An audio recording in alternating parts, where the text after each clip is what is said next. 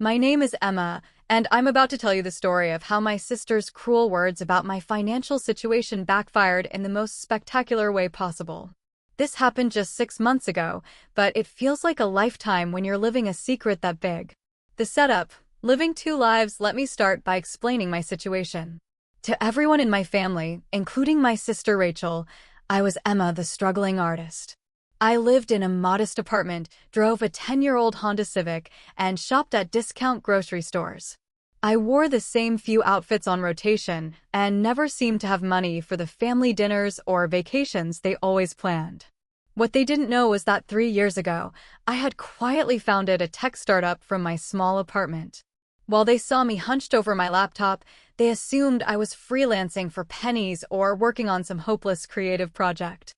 In reality, I was building an artificial intelligence platform that would revolutionize data analysis for Fortune 500 companies. The company, Data Solutions, had grown from just me in my pajamas to a team of 50 brilliant minds working across 3 offices. But I had kept everything completely secret. I continued living my modest lifestyle, driving my old car, shopping at the same stores, wearing the same clothes. There were several reasons for this choice. First, I wanted to see how my family really felt about me without the influence of money. Second, I was terrified of people suddenly treating me differently or wanting things from me. And third, I was still processing the fact that my life had changed so dramatically. The girl who used to count coins for grocery money was now worth more than everyone in my extended family combined. My personal assistant, Marcus, handled all my business communications through a separate phone and email system.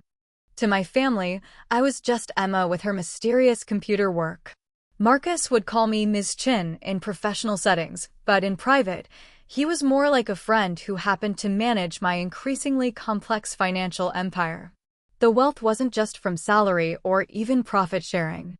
6 months before this story takes place, DataMind had caught the attention of several major tech giants.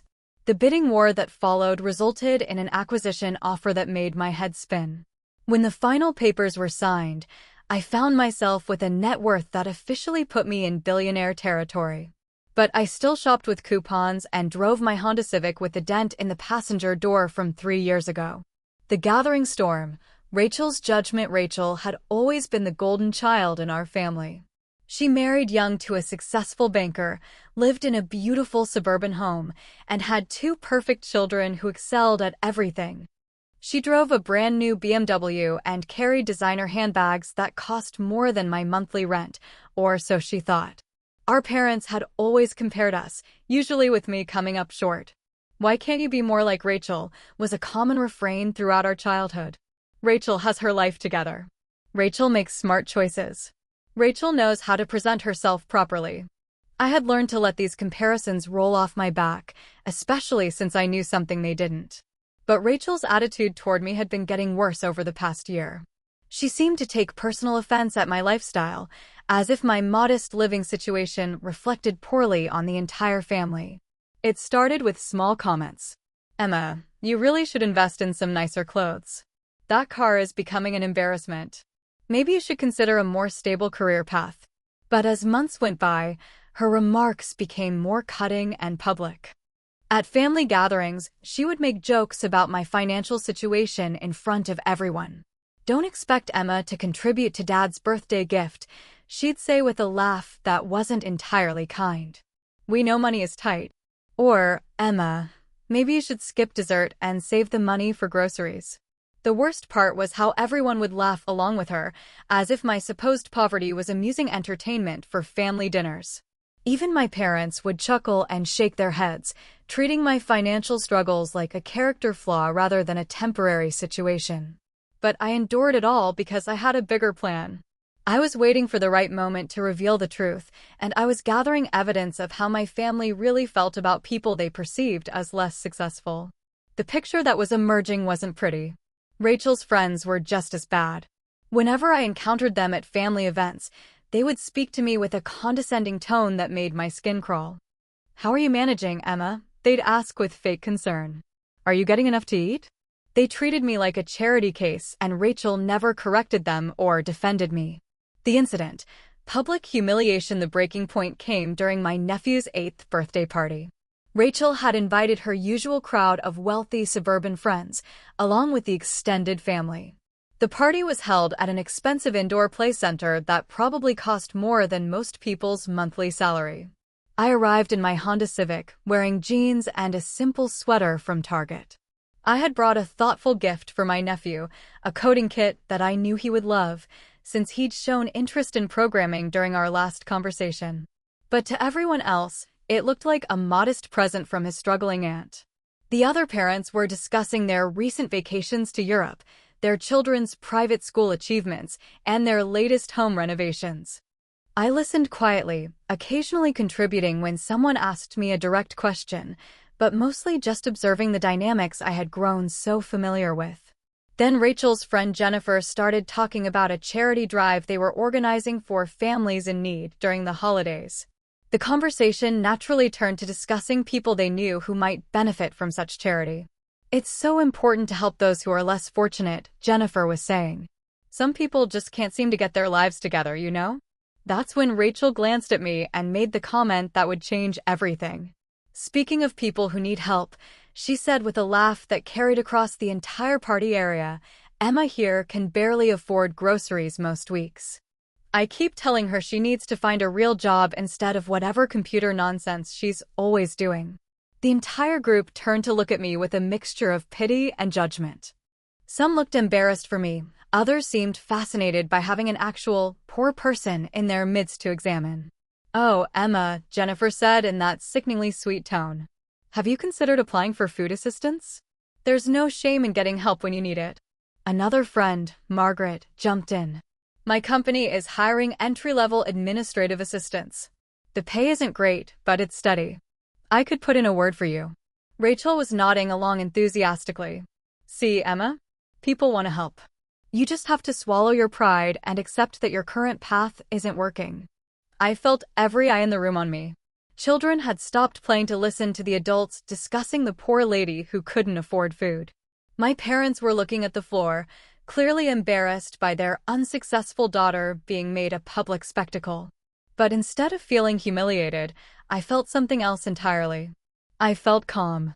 Because I knew that my phone was about to ring, and everything was about to change. The call that changed everything. As if on cue, my phone buzzed. I looked at the screen and saw Marcus calling.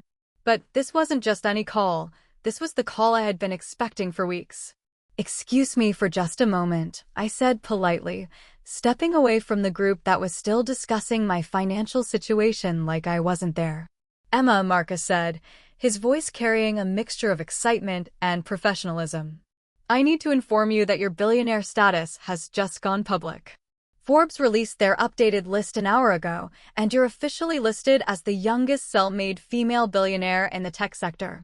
My heart started racing, but I kept my voice steady. "What's the coverage looking like?" "It's everywhere. Wall Street Journal, TechCrunch, CNN Business.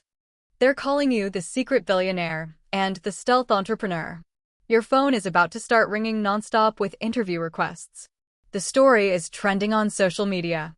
I could hear the noise of the party behind me, including Rachel's voice still holding court about my supposed financial struggles. The irony wasn't lost on me.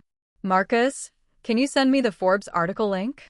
And prepare a statement about maintaining privacy during this transition period." "Already prepared, Miss Chin. Also, your parents and family members have been trying to reach your business line. They've apparently seen the news." I smiled for the first time that day. "I'll handle the family situation. Send me everything you have on the media coverage." As I hung up, I could see people at the party starting to check their phones. The news was spreading fast, and it wouldn't be long before someone connected the dots. The revelation, worlds colliding. I walked back to the group just as Jennifer was saying, "Poor Emma probably doesn't even have a smartphone plan that includes data. Some people just don't understand how to prioritize their spending." Rachel laughed. "She probably still has one of those old flip phones. Emma's always been terrible with money management." That's when Margaret looked up from her phone with a confused expression. "This is weird," she said. "There's a woman named Emma Chin on the news who just made the Forbes billionaire list. Same last name as you, Emma. What are the odds?" The group started pulling out their phones, curious about this coincidence. I watched as one by one, their expressions changed from mild interest to confusion to shock. "Wait," Jennifer said slowly, looking between her phone screen and my face. "This Emma Chin, she looks exactly like." Rachel grabbed Jennifer's phone and stared at the screen. The color drained from her face as she read the headline, "Datamine Solutions founder Emma Chin becomes youngest self-made female billionaire in tech." The photo accompanying the article was from a business conference I had attended 6 months earlier, where I had worn a professional suit and spoken about innovation in artificial intelligence. It was clearly me, but looking nothing like the struggling artist they all knew. "This can't be right," Rachel whispered. "This has to be a different Emma Chin." I pulled out my phone, my very expensive, top-of-the-line smartphone that I had been careful to keep in a basic black case to avoid drawing attention. I opened the Forbes article and handed it to her. "Actually," I said calmly, "it's the same Emma Chin. The one who apparently can't afford groceries." The silence that followed was deafening. Even the children seemed to sense that something monumental was happening and had stopped their playing to watch the adults. Rachel stared at the phone, reading the article that detailed my company's journey from startup to billion-dollar acquisition. It mentioned my background, my education, my vision for the future of artificial intelligence. It talked about my notably private lifestyle and how I had managed to build an empire while remaining completely under the radar. "Datamine Solutions," she read aloud. "Founded 3 years ago by Emma Chen in her apartment." She looked up at me. "Your apartment?" I nodded. "The same apartment where you said I live like a college student." Jennifer grabbed the phone next, scrolling through the article. "It says here that the acquisition deal was worth $1.2 billion, and that you retained controlling interest in the new entity." "That's correct," I said simply. The aftermath, truth revealed the party had come to a complete standstill. Parents were reading over each other's shoulders, trying to understand what was happening. My parents looked like they had seen a ghost. Rachel was still holding the phone, her hands shaking slightly. But you drive that old Honda. You shop at discount stores. You said you couldn't afford to come on the family vacation to Hawaii." "I chose not to come to Hawaii," I corrected. "I never said I couldn't afford it. I said it wasn't in my budget," which was true. My budget for that month was entirely allocated to expanding our European operations. The reality of the situation was sinking in for everyone present. The woman they had been treating as the family charity case was actually wealthier than all of them combined by several orders of magnitude. "Why?" Rachel asked, her voice barely above a whisper. "Why didn't you tell us?" I looked around the room at all the faces staring at me. Some looked embarrassed, others confused. A few seemed almost angry, as if I had played some kind of trick on them. "Because I wanted to see who you really were," I said honestly. "I wanted to know how my family treated people they perceived as less successful. I wanted to understand what kind of people I was related to when money wasn't part of the equation." The silence stretched on. Jennifer was the first to speak. "Emma, we had no idea. If we had known." "If you had known, you would have treated me differently," I finished. "That's exactly the point. Your kindness and respect shouldn't be dependent on someone's bank account." Margaret was scrolling through more articles on her phone. "It says here that you're planning to donate $500 million to educational programs for underprivileged children. That announcement will be made official next week," I confirmed. Rachel looked like she was about to cry. "Emma, I'm so sorry. I had no idea." "You had no idea that I was wealthy, or you had no idea that your behavior was cruel?" I asked. "Because one of those things shouldn't have mattered. The consequences, change dynamics word spread quickly through the extended family and social circles. By the end of the weekend, my phone was ringing constantly with relatives who suddenly wanted to reconnect. Cousins I hadn't heard from in years were calling to congratulate me and suggest we get together soon. Rachel's friends, who had been so condescending just days before, began reaching out through social media and mutual connections. Jennifer sent a long email apologizing for her behavior and mentioning that her daughter was interested in computer programming. Margaret sent a LinkedIn request along with a message about a business opportunity she wanted to discuss. The most telling response came from my parents. After the initial shock wore off, Their first questions weren't about how I was feeling or whether I was happy.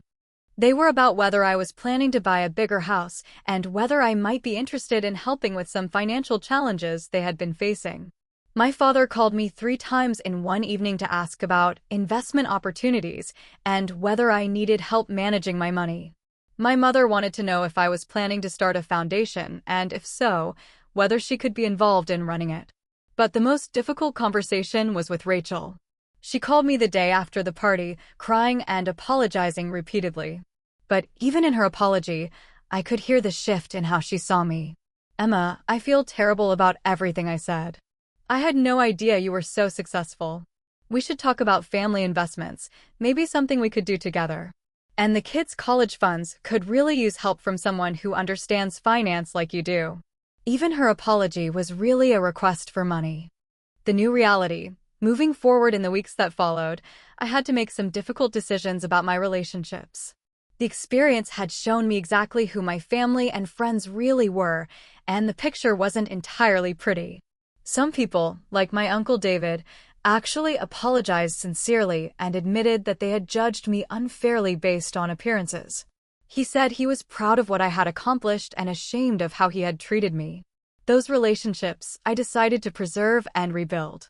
Others, like Rachel's friends, clearly saw me as a networking opportunity rather than a person they had wronged. Their sudden interest in my company and their children's career prospects made their motivations transparent. Rachel herself fell somewhere in between. I could tell she felt genuinely bad about her behavior, but I could also see that her perception of me had changed entirely. She now spoke to me with a deference that felt almost as uncomfortable as her previous condescension. During one of our conversations, she said something that really stuck with me. "I just can't believe you let us think you were poor this whole time. It feels like you were lying to us." That comment helped me understand that she still didn't get it. In her mind, I had deceived them rather than simply lived modestly while they made assumptions about my circumstances. I decided to maintain relationships with family members who could acknowledge their behavior and genuinely apologize, but I also established clear boundaries. I made it known that I wouldn't be discussing my finances or business decisions with family members, and that any requests for money or investment opportunities would need to go through Marcus and my legal team. The business impact, public success professionally, the public revelation of my wealth had mixed consequences. On one hand, it brought incredible opportunities. I was invited to speak at major conferences, join prestigious boards, and collaborate with other successful entrepreneurs. The media attention also helped Data Mine Solutions attract even more high-profile clients. Companies wanted to work with this secret billionaire who had built an empire while flying under the radar. But there were downsides too. Privacy became much more difficult to maintain. I had to hire a security team and move to a more secure living situation. The simple life I had been living was no longer possible. I also discovered that some business contacts I had worked with for years began treating me differently once they learned about my wealth. Negotiations became more complex because people assumed I didn't care about money, which wasn't true at all. Marcus helped me navigate these changes by establishing protocols for different types of interactions. We created systems to separate my personal life from my business interests, and we developed strategies for maintaining the relationships that mattered while filtering out the opportunists. The most rewarding part of going public with my success was being able to launch the educational foundation I had been planning. The program provides coding education and technology access to students from low-income families, something that had been a dream of mine since the early days of DataMind. Lessons learned, character and wealth. Looking back on this experience 6 months later, I've learned some important lessons about wealth, family, and human nature. First, money really does reveal people's true character, but not always in the ways you expect. Some people who I thought were materialistic actually cared more about the person than the bank account. Others who seemed genuine turned out to be primarily motivated by what they could gain from the relationship. Second, living with a secret that big is incredibly isolating. While I had good reasons for keeping my wealth private, it also meant that I couldn't share my successes, my challenges, or my fears with the people closest to me. That isolation was harder than I had anticipated. Third, The way people treat those they perceive as less successful says everything about their values and nothing about the perceived unsuccessful person. The cruelty and condescension I experienced from Rachel and her friends was about their insecurities and prejudices, not about my actual worth as a person. Most importantly, I learned that respect and kindness should never be conditional on someone's financial status. The way Rachel treated me when she thought I was struggling was inexcusable, regardless of what she discovered about my actual circumstances later.